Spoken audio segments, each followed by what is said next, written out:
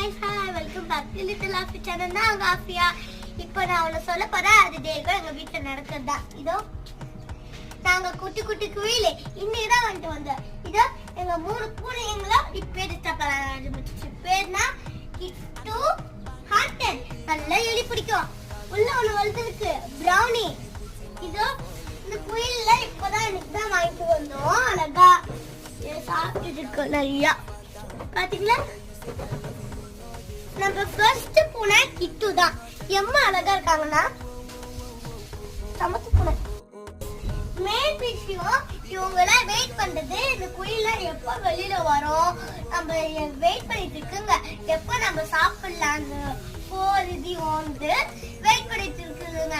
3 பூனைகளுக்கு நாங்க 4 குயில் வாங்கியிருக்கோம். இருந்தாலும் 1 2 2 யாருக்கு கிடைக்கிறது போட்டு வச்சிருக்காங்க.